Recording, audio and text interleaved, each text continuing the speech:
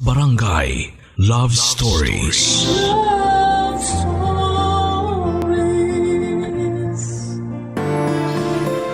Ang tunay na pagmamahal ay hindi tumitingin sa panlabas na katangian ng isang tao. Mas binibigyan ito ng atensyon ng kabutihan ng kalooban ng kanyang minamahal. Ikaw, kabarangay, handa ka bang magmahal ng isang tao na may kapansanan? Dear Papa Dudut, walang tawang hindi dumadaan sa mga matitinding pagsubok sa buhay. Kasi ang mga pagsubok daw na yon ang nagpapatatag sa ating pananampalataya sa buong may kapal. Minsan nga lang sa sobrang bigat na mga pagsubok ay hinihila na tayo nito pababa. Pero hindi dapat na maging dahilan yon para tayo ay sumuko sa buhay. Hello po sa inyo, Papa Dudut. Itago niyo na naman po ako sa pangalang Tanya. 38 years old, nakatira dito sa Pangasinan. Matagal ko nang libangan ang pakikinig sa radyo at syempre ang inyong programang Barangay Love Stories, ang pinaka-paborito ko sa lahat.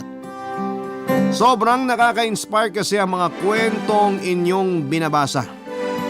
Umahanga din ako sa mga taong sumusulat para mag-share ng kani-kanilang kwento ng buhay, kaya eto ako ngayon at mag-share na rin ng kwento ko. Papa Dudut, 3 years old ako na magkaroon ako ng polio.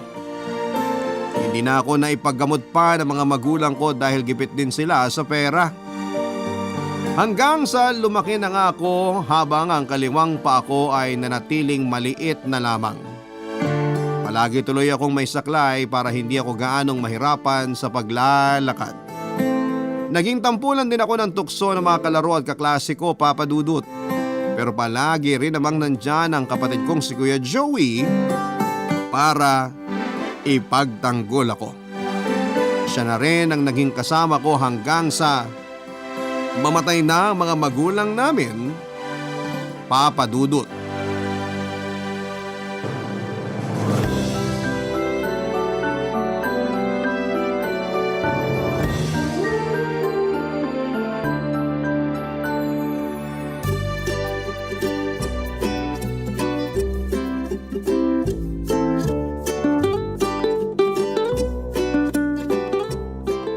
Nakarating din dito sa bahay. Kala ko aabutin pa ako ng 10:00 ng gabi.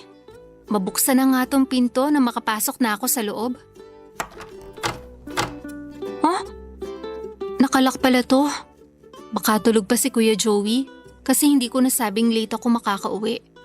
Nasaan na ba yung susi ko dito sa bag? Hi, Ay, Tanya! kabayo! Sorry. Nagulat yata kita masyado.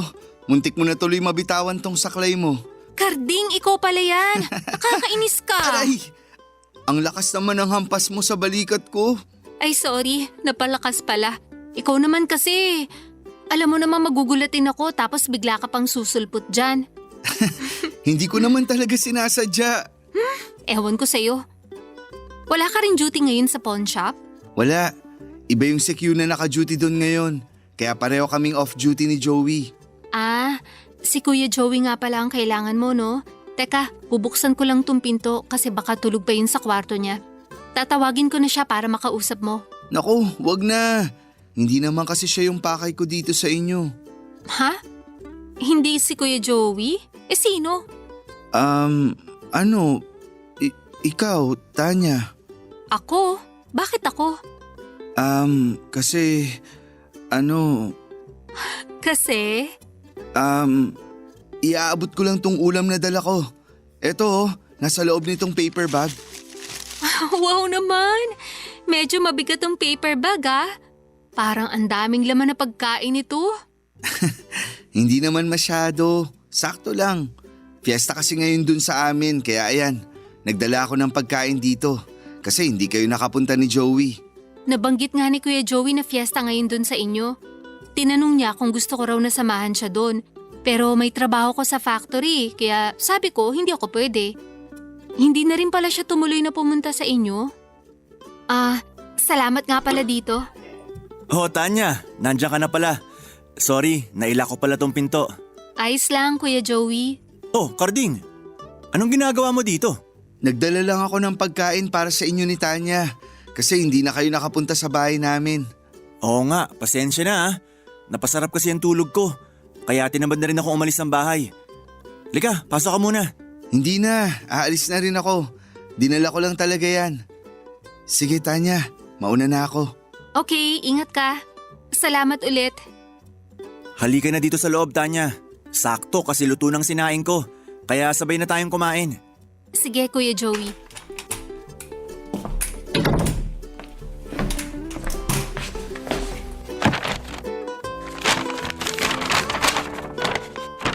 Ang dami pala nitong dinalang pagkain ni Carding. May kaldereta, menudo, adobong manok, pansit. Tapos meron ding leche flan at ubi dito. Kaya pala medyo mabigat talaga tong paper bag nang inabot niya sa akin kanina. Magtataka ka pa ba? Dadamihan niya talaga ang mga pagkain na yan kasi alam niya nakasama kitang kakain ng mga yan. Si Kuya Joey, inaasar na naman ako kay Carding. Sinasabi ko lang naman kung ano yung napapansin ko. Ano naman yung napapansin mo? Na may gusto siya sa'yo. At alam ko na nararamdaman mo rin yun, Tanya. Naku, Kuya Joey, wag mo nga bigyan ng mali siya yung ginagawa ni Carding. Mabait lang talaga yung tao. Lalaki ako, Tanya. Alam ko yung mga ganong galawan niya. Tsaka umamin na rin siya sa akin na gusto ka niya at gusto kanyang ligawan. Ang sabi ko naman sa kanya, dahil matagal ko na siyang kaibigan, alam ko na mabait siya. At nasa iyo na lang kung bibigyan mo ng pagkakataon si Carding na maipakita na seryoso siya sa nararamdaman niya, Tanya. Papa Dudut, may pagka-protective din talaga sa akin ang kapatid kong si Kuya Joey. Tagapagtanggol ko siya mula sa school o sa mga kapitbahay namin na nanunukso sa akin ng mga bata pa lamang kami nang dahil sa paa ko. Siya talaga ang nangaaway sa mga ito para tigilan ako. Naging protective din siya pagdating sa mga lalaki na gustong manligaw sa akin. Kaya nga nakapagtataka na pagkatapos niyang ipakilala sa akin si Carding noon, na kanyang katrabaho ay panay ang tukso niya sa aming dalawa. Ramdam ko naman, Papa Dudut, na may espesyal na pagtingin sa akin si Carding. Dahil madalas nga itong pumupunta sa bahay para magdala ng pagkain o kaya ay hahanapin si Kuya Joey kahit alam nitong nasa trabaho. Dahil pareho silang security guard sa isang pawn shop sa bayan. Ang mangyayari tuloy ay papatuloyin ko siya sa loob ng bahay para doon na siya maghintay kay Kuya Joey. Tapos magkakakwentuhan na kami ng iba't ibang bagay na naging daan para mas makilala namin ang isa't isa. Hindi nga nagtagal, Papa Dudut, ay naging magkarelasyon na rin kami ni Carding.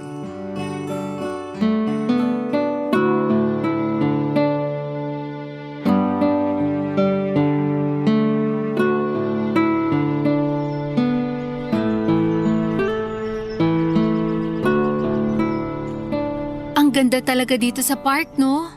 Ang relaxing maglakad-lakad. Ang presko rin kasi ng hangin dito. Kaya nga gusto ko talaga na pinapasyal mo ako dito. Kasi mas nai-enjoy ko kaysa nasa loob tayo ng mall.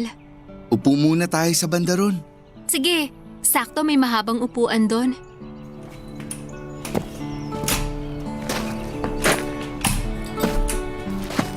Alalayan na kitang makaupo, mahal. Mahal, kahit may saklay ako at maliitong kanang pa ako, kaya kong umupo mag-isa. Sabi ko nga, mahal. May gusto ka bang kainin? Wala naman. Sigurado ka? Oo. Pwede akong bumalik dun sa nadaanan nating nagtitinda ng banana Q sa buko juice kung gusto mo. Busog pa ako, mahal. Kumain kasi tayo kanina ng fishball at kwek-kwek. Sinamahan pa natin ng gulaman juice. Kaya hanggang ngayon hindi pa ako nakakaramdam ng gutom. Kaya huwag kang mag-alala sa sikmura ko. Sige, mahal. Tingnan mo yung mag-asawa dun sa kabilang upuan, no? Ang saya nilang panoorin kasama ang dalawang anak nila. Sila yung nakasabay nating kumain dun sa may fishballan, di ba? Oo, narinig ko nga na sabi nung isang bata na ngayon lang ulit sila nakapamasyal kasama ng tatay nila. Kasi parang nagtatrabaho yata sa malayo yung tatay nila at ngayon lang ulit nakauwi. Ikaw, mahal ah. Chismoso ka. Hindi naman, malakas lang talaga magsalita yung bata kanina. Pero nakakatuwa talaga silang panoorin. Kapag nagkaanak tayo, gusto ko na ganyan din kasimple ang magiging buhay natin. Palagi tayong mamamasyal sa park na gaya nito. Ayoko sa mall kasi may ingay doon tsaka masyadong maraming tao. Hindi kagaya dito na presko talaga ang hangin. Nakakatuwa ka naman, mahal. Alam mo, sa totoo lang, akala ko nung una, gusto mo lang na makatipid tayo sa mga date natin. Kaya sinasabi mo na mamamasyal na lang tayo dito sa park kahit paulit-ulit lang ang mga nakikita natin.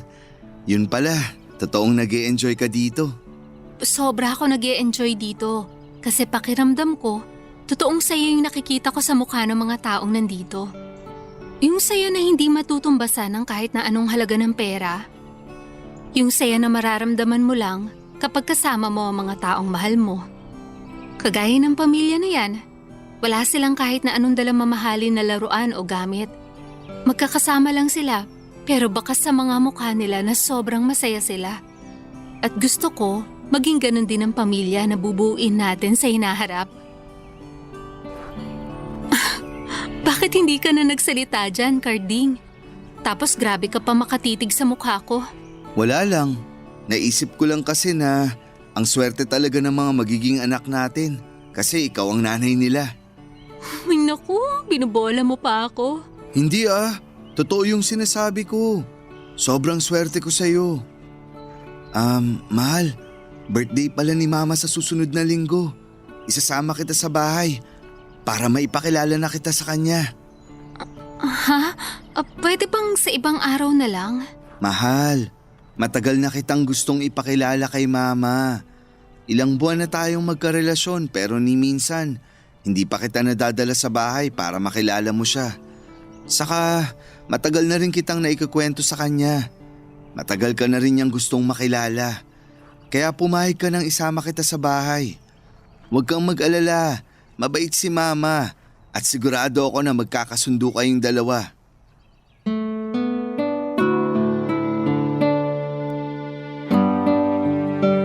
Papadudot, unang beses kong nakilala si Carding noong maghatid ako ng pagkain kay Kuya Joey sa pawn shop kung saan sila nagtatrabaho bilang mga security guard.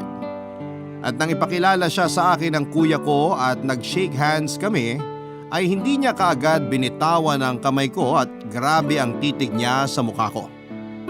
Medyo nahiya tuloy ako nang tuksuhin na kami ni Kuya Joey.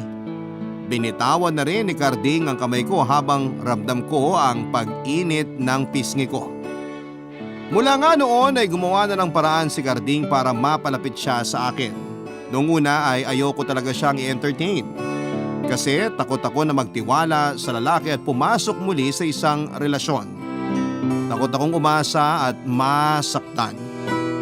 Pero si Kuya Joey na rin ang naging tulay para kahit papaano ay unti-unti kong maibigay ang puso at tiwala ko kay Carding. Hindi naman kasi talaga siya mahirap mahalin. Lalo na at pinaramdam niya sa akin na tanggap niya ang kapansanan ko. Nahihiya kasi ako na makipag-date sa kanya noong una dahil alam kong pagtitinginan lamang kami ng mga tao sa paligid nang dahil sa maliit na kanang pa ako. Guwapo pa naman si Carding at marami ang mag-iisip na hindi kami bagay sa isa't isa. Pero sa tuwing magkasama kami ni Carding, Papadudot, gusto niya na palaging hawak ang kamay ko at nakakbay siya sa akin. Gusto niyang maramdaman ko kung gaano siya kasaya na ako ang girlfriend niya. Papadudot. Barangay Love Stories. Barangay Love Stories. Papadudot, bago si Carding ay may naging unang boyfriend na ako noon. Sobrang minahal ko siya at sineryoso at akala ko ay ganon din siya sa akin. Nagsimula na nga akong bumuo ng mga pangarap para sa aming dalawa. Umasa na ako na kami talaga hanggang sa huli. dahil nararamdaman ko naman na mahal niya rin ako. Pero nang ipakilala niya ako sa mga magulang at kapatid niya ay biglang nagbago ang lahat. Nanlamig siya sa relasyon namin hanggang sa tuluyan na siyang hindi nagparamdam. At alam ko na ang kapansanan ko sa kanang paa at pagkakaroon ng saklay ang dahilan kung bakit bigla na lamang niya akong iniwanan. Yon ang dahilan, Papa Dudut, kung bakit ako takot nang magkaroon ng pagkakataon na ipapakilala daw ako sa mama ni Carding. Natatakot ako noon na baka bigla na lamang ding magbago si Carding at maisip niya na hindi pala kami talaga bagay. Na baka hindi rin ako matanggap ng mama niya. At maging dahilan yon para hiwalayan niya ako. Solong anak pa naman siya ng mama niya at sigurado ako na hindi nito gugustuhin na mapunta si Carding sa isang babaeng may kapansanan na kagaya ko. Siyempre, hindi ko yon sinasabi kay Carding at gumagawa na lamang ako ng iba't ibang dahilan para hindi ako makasama sa bahay nila sa tuwing yayayain niya ako doon. Naniwala naman siya na hindi ako pwede sa araw ng birthday celebration ng mama niya. Nagkataon kasi na may pasok ako sa trabaho. Ilang beses ko pang tinanggihan ang mga imbitasyon niya noon. Kaya lang syempre pwedeng maubos din ang mga dahilan na yon. Sa bandang huli ay pumayag na ako sumama kay Carding para maipakilala na niya ako sa mama niya, Papa Dudut.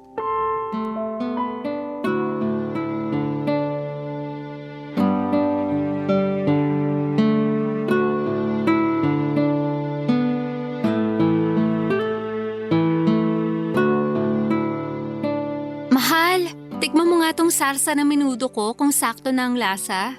Sige, ilagay ko lang tong mga plato dito sa lamesa. Mukha namang luto na rin ang karne nito. Mahal, saan na?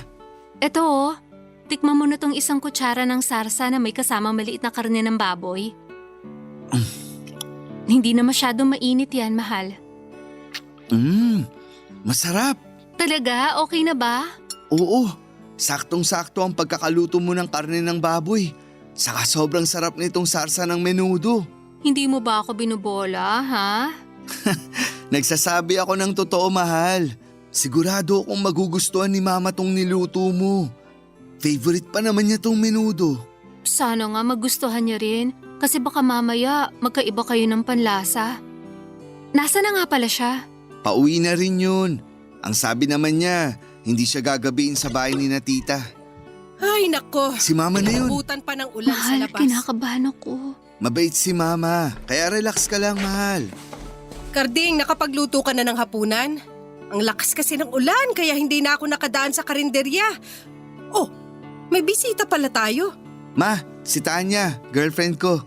Tanya, siya naman ang mama ko. Magandang gabi po, tita.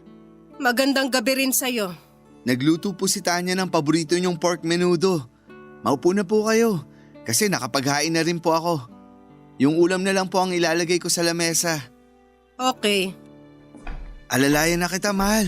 Kaya ko maglakad papunta dun sa may lamesa. May saklay naman ako kaya hindi ako matutumba. O sige, ako na lang maglalagay ng ulam sa lamesa. Eto na ang masarap na menudo na luto ni Tanya. Ipaglalagay na kita ng ulam sa mangkok, ma. Eto po. Salamat, titikman ko na to. Ano pong lasa, ma? Masarap, di ba? Medyo matabang pero pwede nang pagtiyagaan. Nakulangan po yata sa toyo. Pasensya na po, tita. Medyo iba lang talaga ang panlasa ni mama. Minsan kahit okay na ang lasa, medyo matabang pa rin para sa kanya. Matagal ka na bang pilay, Tanya? Ma, Nagtatanong lang naman ako kasi hindi mo sinabing pilay pala ang girlfriend mo, Carding. hindi naman kayo nagtanong noon. Paano ako magtatanong hindi ka naman nagpapakita ng kahit anong litrato niyong dalawa? Tsaka wala namang masama sa tanong ko, di ba, Tanya? Pero ma, Carding, ayos lang. Wala naman talaga masama sa pagtatanong ni tita. Bata po ako na magkaroon ako ng polio, tita. Hindi rin po ako agad na ipagamot ng mga magulang ko noon, kaya tuluyan na po akong napilay. Eh hindi ba namamana yan? Paano kung magkaroon din kayo ng anak ni Carding na kagaya mo? Pilay o malita mga paa, eh di magiging abnormal din siya. Magkakaroon pa ako ng abnormal na apo. Ma, hindi abnormal si Tanya. Oo, pilay po siya. Pero hindi ibig sabihin nun, hindi na siya normal. Hindi rin po namamana ang sakit na polio, kaya wala po kayong dapat na alalahanin. Siguraduhin mo lang kasi ayoko magkaroon ng apo na may kapansanan. Ay, Carding, ikuha mo nga ako ng toyo nang malasahan ko naman tong kinakain ko. Sige po. Papadudot, sa unang beses na nakilala ko ang mama ni Carding ay naramdaman ko kaagad na hindi ako gusto nito para kay Carding. Sa paraan ng mga tingin, pakikipag-usap at pag-uusisa niya sa akin ay alam kong pinaparating niya na hindi kami bagay ni Carding.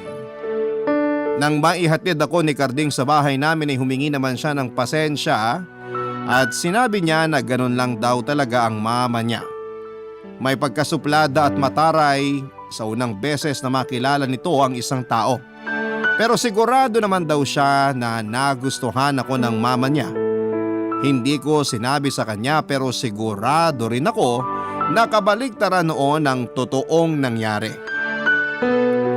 Papadudod, sa mga sumunod na beses na pagkikita namin ng mama ni Carding ay walang pagbabago sa naging paraan ng pakikipag-usap nito sa akin. Palaging masungit o matalim ang kanyang mga tingin. Hindi ko natuloy napigilan na sabihin kay Carding ang tungkol doon. Sinabi ko sa kanya na alam ko naman na hindi talaga ako gusto ng mama niya at natatakot ako na mawala siya sa akin ng dahil doon. Papadudot na nga ako si Carding na kailanman ay hindi siya mawawala sa akin. Mahal niya raw ako at wala siyang pakialam sa sasabihin o iisipin ng ibang tao. Kaming dalawa raw ang magsasama at bubuo ng isang pamilya, kaya hindi siya makikinig sa ibang tao. Kahit pangaraw paghiwalayin kami ng mama niya, hindi siya susunod. At tutuparin niya raw ang pangako niya na ako lamang ang babaeng mamahalin niya. Nagawa niya ang patunayan yon sa akin ang makalipas ang isang taon ay pinakasalan niya ako at nagkaroon kami ng 3 anak, papadudot.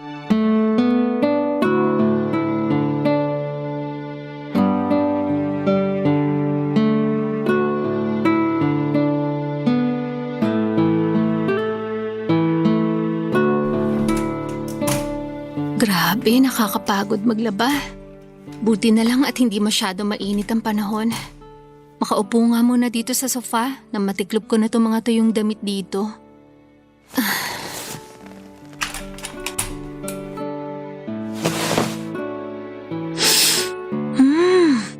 Ang bango ng gamit kong sabon na panlaba ngayon.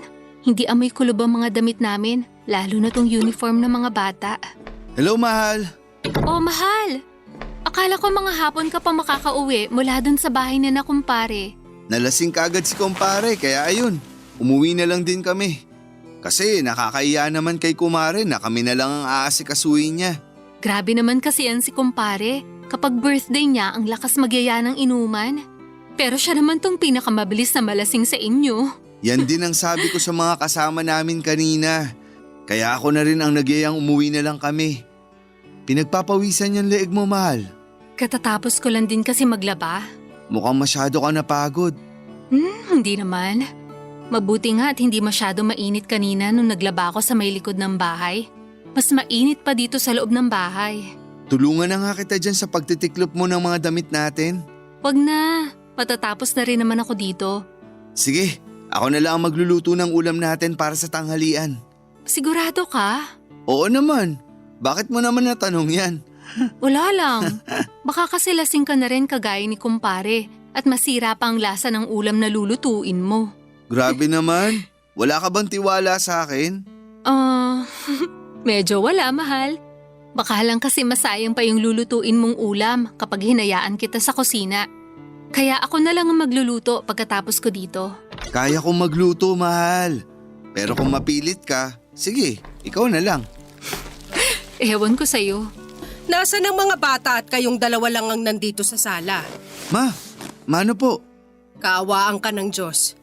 Nakita kong bukas ang pinto, kaya dumiretso na ako ng pasok dito sa loob ng bahay niyo. Ma, O Tanya, huwag ka nang tumayo dyan. At baka mahirapan ka pa. Eto na ang kamay ko at magmano ka na. sige po, Ma. Mano po. Dito na po kayo maupo, ma. Nagtitiklo pa po kasi ng mga damit si Tanya. Sige, at medyo masakit na rin ang mga tuhod ko dahil nasiraan ang jeep na sinakyan ko kung kailan malapit na dito sa bahay niyo. Nilakad ko na lang kasi wala na rin namang ibang jeep na dumadaan sa kalye na yon. May dala nga pala akong gulay, prutas at karne ng manok dito kasi baka wala na namang laman ng refrigerator ninyo. Kakapamalengke lang din po namin ni Tanya kahapon. Pero thank you dito sa mga dala nyo, ma. Teka, nasan nga ang mga bata at hindi ko nakikita dito sa bahay ninyo? Nandun po kina Kuya Joey, Ma. Uuwi po sila bago magtanghalian. Ganon ba? O sige, maaga pa naman kaya magluluto na ako. Ako na po ang magluluto. Ako na. Ituloy mo na lang yung ginagawa mo at pagkatapos, walisin mo na rin tong sahig ninyo. Napakaalikabok! Kitang-kita ang mga dumi sa sahig, parang walang nanay na naglilinis dito. Ay, hirap talaga kapag hindi maayos ang babae sa bahay. Nagiging dugyot ang paligid, pambihira. Papadudot, masasabi ko na napakaswerte ko sa asawa kong si Carding kasi buong puso niya akong tinanggap bilang asawa niya. Minahal niya ako at kailanman ay hindi niya sinaktan. Kahit noong magkasintahan pa lamang kami ay wala siyang ibang pinaramdam sa akin kung hindi puro pagmamahal lamang. Kahit pa nga sinusungitan ako ng mama niya ay gumagawa siya ng paraan para maipagtanggol ako.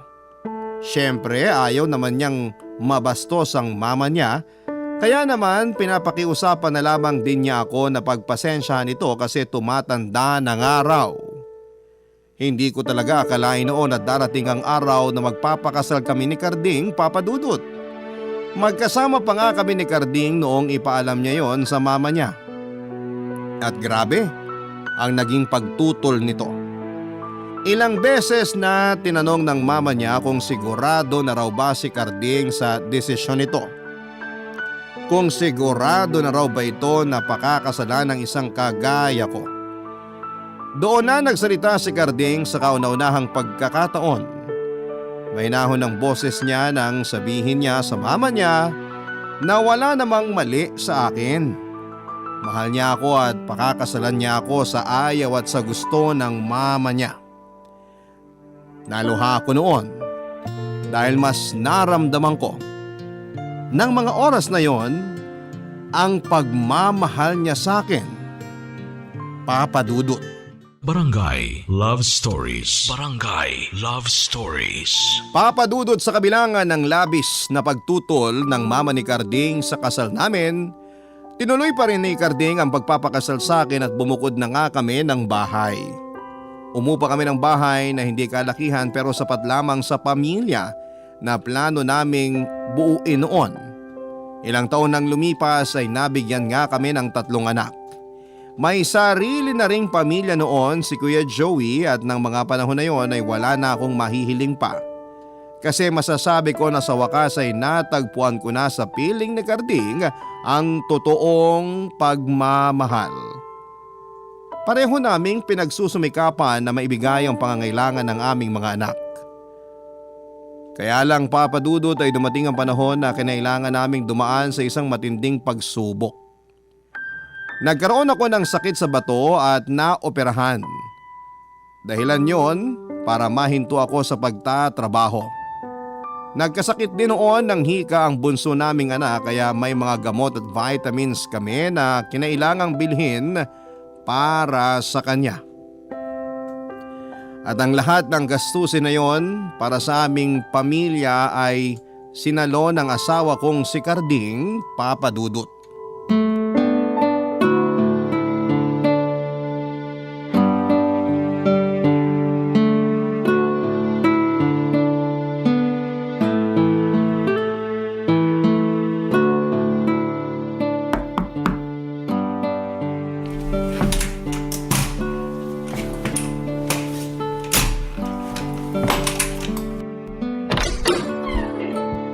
Mahal, ginabi ka na yata ng uwi ngayon.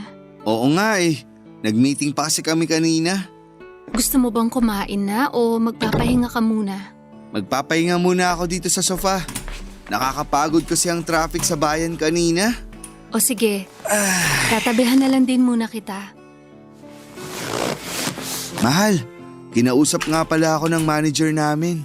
Anong sinabi niya sa'yo? Plano ng agency namin na ilipat ako sa Tarlac para sa bagong bukas na pawn shop. Tarlac? Ang layo naman nun, mahal. Kaya nga eh. Pero libre daw ang boarding house na titirhan namin doon. Magkakaroon din kami ng food at transpo allowance. Tapos tataas din ng konti ang sweldo namin.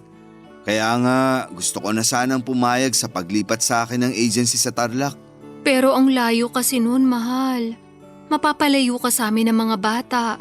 Alam ko, at hindi rin yun madali para sa akin. Ayoko malayo sa inyo, pero kailangan nating magtiis. Lumalaki ang mga gastusin dito sa bahay, lalo na't nasa elementary na ang 3 anak natin. At ito ang naisip kong paraan para hindi tayo masyadong mahirapan sa mga gastusin. Mahal, umiiyak ka na naman. Kasalanan ko kasi to eh. Kasalanan ko kung bakit tayo nahihirapan ngayon. Lalo ka na. Hindi naman ako nahihirapan. Ginagawa ko lang ang responsibilidad ko, mahal. Responsibilidad ko kayo ng mga bata.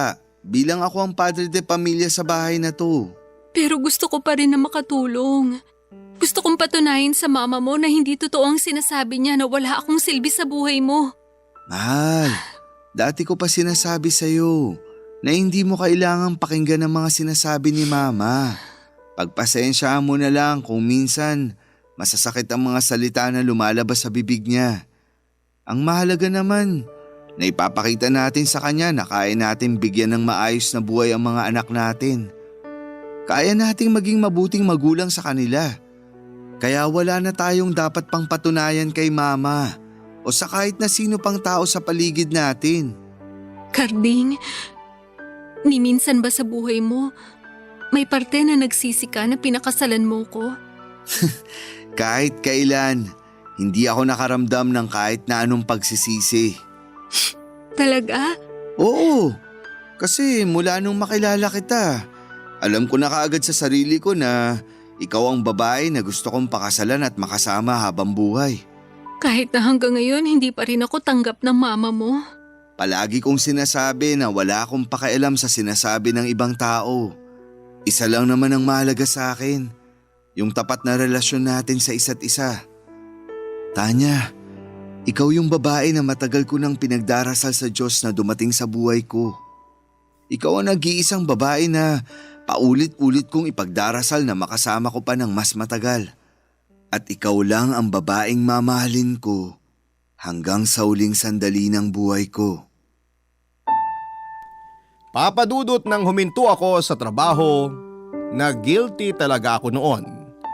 Pakiramdam ko ay naging wala kong silbi na ilaw ng tahanan noon. Walang silbi para sa asawa ko. Kaya naman may mga oras na nakikita ako ni Karding na umiiyak sa kwarto namin. At dahil kilala ako ng asawa ko ay hindi ko na kailangan pang sabihin sa kanya ang totoong dahilan. Niyayakap niya lamang ako at sinasabi niya na wala akong dapat na alalahanin. Dahil siya ang padre di pamilya, hayaan ko raw na gampanan niya ang papel niya sa buhay namin ng pamilya niya. Papadudot, ayoko talaga na malayo sa amin ng mga bata si Karding. Kung ako lang ang magdidesisyon ay hindi ko siya papayagan na ma-assign sa Tarlac. Pero alam ko rin na mas kailangan namin ng pera, lalo na para sa mga anak namin, na noon ay sabay-sabay nang nag-aaral.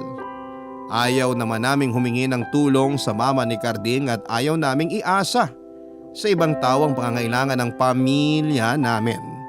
Magtutulungan kaming mag-asawa sa abot ng aming makakaya. Kaya lang panibagong pagsubok ang dumating sa buhay ko noon. Nagkaroon ng gulo at nakawan sa pinagtatrabahuhan na pawn shop ng asawa ko. Papadudot, nabaril at napatay ang asawa kong si Carding dahilan sa pangyayaring yon.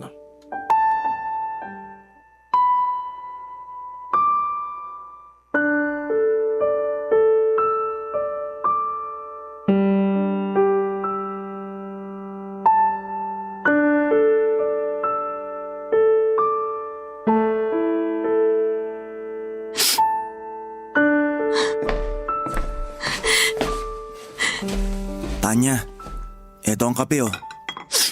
Salamat, kuya. Wala na masyadong bisita sa sala kaya pumasok muna ako dito sa kusina. Tulog na rin ang mga bata. Ang asawa ko munang nandun sa sala para mag-asikaso kung may dumating man na makikiramay sa unang gabi ng burol ni Carding. Salamat ulit, kuya. At nandito kayo ng asawa mo ngayon. Aba syempre naman, hindi pwedeng hayaan kita na mag-isa. Kung hindi, malalagot ako sa asawa mo kung nasan man siya ngayon. Ikaw talaga, kung ano-ano pa yung sinasabi mo. Gusto ko lang na pagaanin kahit paanong loob mo. Pumunta na ba dito ang biyenan mo? Hindi pa, Kuya Joey. Ako lahat ang nag-asikaso ng para sa burol ni Carding. Pagkatapos kong ipaalam sa kanya kahapon na wala na si Carding, hindi na siya sumagot pa sa mga tawag o text ko sa kanya. Hindi rin madali sa kanyang nangyari. Sigurado ako na kapag medyo gumaan ang pakiramdam niya, pupunta na rin siya dito sa bahay niyo. At sigurado ako na kapag pumunta siya dito, panunumbat lang ang matatanggap ko mula sa kanya. Kasi nang dahil sa akin, nawala ang kaisa-isa niyang anak. Tanya, wag mong sabihin yan dahil hindi totoo yan. Wala ka namang kahit na anong kasalanan sa nangyari. Walang may gusto na nangyari kay Carding. Pero kung hindi ako naging mahina, kung may silbi lang ako bilang asawa ni Carding, hindi niya na kinakailangan magtrabaho sa malayo. Hindi siya mamamatay. Huwag mo ngang paulit-ulit na sinisisi ang sarili mo. Alam mong ayaw ni Carding na naririnig yan mula sa'yo. Kasi naging mabuti kang asawa sa kanya at nanay sa mga anak niyo. Ewan ko, Kuya Joey. Sa totoo lang, hindi ko na talaga alam. Hindi ko na alam kung paano pa ako magpapatuloy sa buhay nang hindi kasama ang asawa ko. Isipin mo mga anak mo, Tanya. Sila ang gawin mong dahilan para maging matatag ka. Kailangan mong magpakatatag para sa mga bata. Dahil ikaw na lang ang meron sila. Kaya hindi ka pwedeng mawala sa kanila. Tanya, Ma, pinapasok na ako ng asawa ni Joey. Pinatuloy niya ako dito sa kusina dahil nandito ka raw. Pwede ba kitang makausap? opo, Ma. Punta muna ako sa sala, Tanya. Sige, Kuya Joey. Pasensya na kung ngayon lang ako nakapunta. Ayos lang po. Naiintindihan ko. Kumain ka na ba? Ma, sorry po. Sorry. Bakit ka nagsusorry? Kasi kasalanan ko po kung bakit nangyari to kay Carding. Huwag mong sisihin ang sarili mo, Tanya. Wala kang kahit na anong naging kasalanan. Alam ko na naging mabuti kang asawa sa anak ko at saksi ako ron kahit hindi maayos ang pakikitungo ko sa iyo. Tanya, pasensya ka na sa akin, ha? Lalo na sa naging pagtrato ko sa iyo noon. Hindi po kayo galit sa akin? Hindi. Walang dahilan para magalit ako sa iyo. At sa totoo lang, nung isang araw bago mawala si Carding, tinawagan niya ako. Sinabi niya sa akin kung gaano niya ako namimiss at kung gaano niya ako kamahal bilang mama niya. At hindi lang yun, Tanya. Nang gabi na yun, sinabi ni Carding kung gaano siya kaswerte na ikaw ang napangasawa niya. Tinawagan niya rin po kayo? Oo. Sinabi niya rin sa akin lahat ng mabubuting katangian na meron ka. Yung magagandang bagay tungkol sa'yo na pilit kong binaliwala. Tanya, alam ko naman na hindi pa huli ang lahat. Mula ngayon, kahit wala na ang anak kong si Carding, ituturing pa rin kitang bahagi ng buhay ko. kayo na mga apo ko. At sana, ganun ka rin sa akin. Sana mapatawad mo ko sa lahat ng hindi magandang pakikitungo ko sa'yo. Hindi niyo po kailangang humingi ng tawad, Ma. Dahil kahit kailan po, hindi nawala ang respeto ko sa inyo bilang nanay ng lalaking minahal at pinakasalan ko. Salamat. Salamat at sa wakas po, tinanggap niyo na rin po ako para kay Carding. Salamat po, Ma.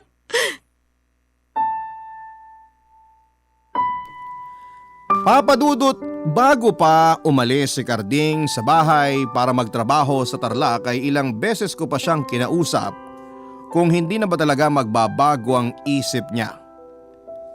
Kailangan niya ba talagang tanggapin ang pagtatrabaho ng malayo sa amin? Pero sa huli hindi na rin siya nagpapigil. Malaki rin kasi ang tinaas ng sweldo niya, libre ang boarding house nila doon tapos may transport food allowance pa na madalas ay hindi niya ginagastos para maidagdag sa ipapadalang pera sa amin. Palagi naman siyang tumatawag sa amin para kumustahin kami at umuwi siya ng 1 beses sa 2 buwan. Mahal din kasi ang pamasahe, kaya mas pinipili na lamang niya ang magtipid. Naalala ko pa yung huling gabi na nakausap ko si Carding, Papa Dudut. Binilinan niya ako na palaging iingatan ang sarili ko at ang mga bata. Sinabi niya rin noon kung gaano niya ako kamahal at kung gaano siya kaswerte na ako ang napangasawa niya. Naiyak nga ako sa pag-uusap namin na yon. Hindi ko alam pero iba na ang pakiramdam ko ng gabi na yon kaya sinabi ko ring lahat ng nararamdaman ko para sa kanya. Nagpasalamat ako kasi dumating siya sa buhay ko at nagpasalamat ako kasi minahal niya ako ng totoo. Papa Dudut, nang makatanggap ako ng tawag mula sa pinagtatrabahuhan ni Carding at malaman ko ang nangyari sa kanya ay muntik na akong himatayin ng mga oras na yon. Mabuti na lamang at nasa bahay si Kuya Joey kaya nagawa niya akong alalayan. Ayoko pa rin maniwala na totoo ang sinasabing yon ng katrabaho ni Carding hanggang sa unang gabi ng burol ng asawa ko. Pilit akong nagpakatatag kahit gusto ko nang maglupasay sa tindi ng hinagpis na nararamdaman ko. Pinilit kong magpakatatag para sa mga bata dahil ayokong makita nila akong pinanghihinaan ng loob. Ako na lamang ang makakasama nila kaya kailangan kong ipakita sa kanila na matatag ako. Sigurado rin ako na yon ang gustong makita sa akin ni Carding. Papa Dudut, ang hindi ko talaga inaasahan ng gabi na yon ay ang pagyakap na ginawa sa akin ng mama ni Carding.